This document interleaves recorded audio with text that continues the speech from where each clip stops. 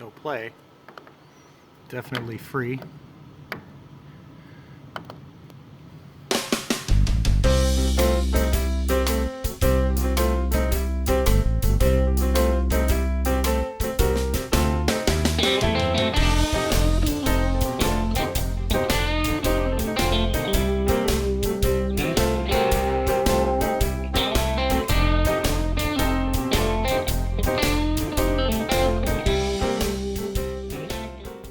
Well, this is the 1941 Monarch 16 by 54 engine lathe that basically fell into our laps, an ad in Craigslist. We have it partially disassembled. We're starting to take components off and get everything cleaned and checked out and repainted. I'm going so far as to doing, you know, the body filler on it to smooth out the casting, which evidently Monarch did on this entire lathe, every part. So we're going to try to make it look nice and shiny and new. The inside is, in the gearbox, is very clean. I'll show you some stills.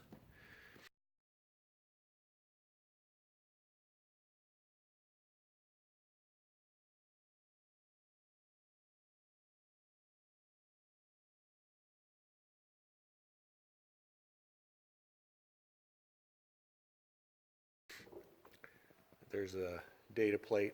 Actual swing's about 18.5 inches. By the serial number, this initially went to General Electric, obviously making something for the war. And it has a top speed of 950 RPM, which isn't bad.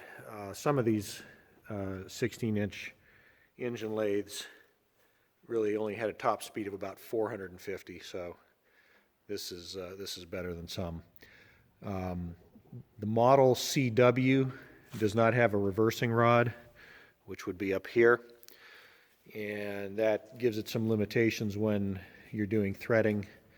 In order to reverse this lathe, you have to change gears. But the previous owner did put a reversing starter on it. I guess you could, well, no, you can't just put it in reverse because then that turns the headstock the other way. But everything inside, from what we can tell, moves freely. So very little actual issues with rust except on the surface, and all of that has cleaned off very nicely. We already have the end gear train and the clutch assembly disassembled. The next step is to get the headstock off and the pedestal bases. We're going to put the lathe bed on the two sawhorses and be able to flop it and get it all four sides to recondition it.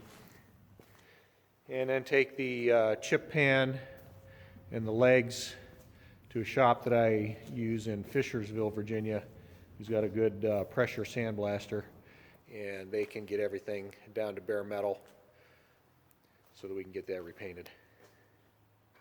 So I was trying to move the carriage and lift up on the back, and it just didn't feel like it wanted to budge.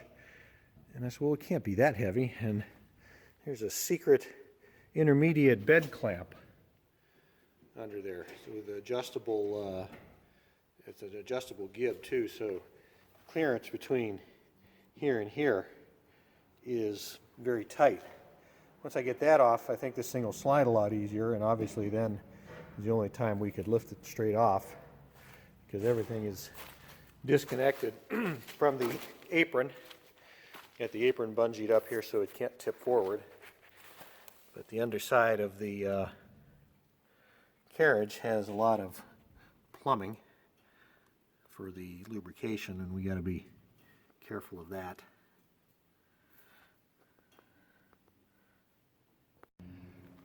This machined back surface of the carriage is where the taper attachment mounts, and one of the key things that I'm hoping is that this surface, if we were to put an indicator on it and tram the carriage down the length of the bedways, that turns out to be perfectly parallel to its travel.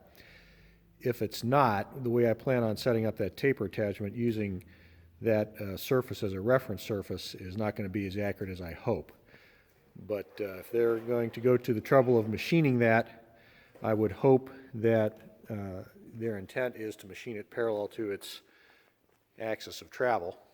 And until we can get everything cleaned up and basically reassembled so that I can run the carriage back and forth, at least with the hand wheel, we can't put an indicator on there and hope to know how accurately this thing travels. That's going to be towards the end of the rebuild when we're getting the taper attachment back. In fact, that's probably one of the last things to go back together on the lathe is the taper attachment. We want this lathe to be able to run shallow tapers to cut crowned pulleys. You need like a 1/4 inch or an 1/8 inch per foot taper on the surface of a flat belt pulley in order for the belt to self-center, and the taper attachment is key for that. The rest of this, despite how gunky and cruddy it looks, everything that's come off of this is cleaned up beautifully. In fact, you can still see scrape marks, flaking where they make a surface that will hold some oil. So I'm not too worried about the apparent condition of this. I think it's a lot better than it looks. Do have one small bite out of the bed here. Here it is. It's a little nick in the hardened way.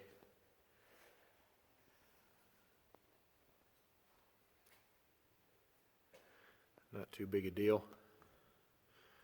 Everything else looks good. No evidence of a step anywhere along its lengths of travel, so we'll get some precision parallels set up and indicate that V-gib.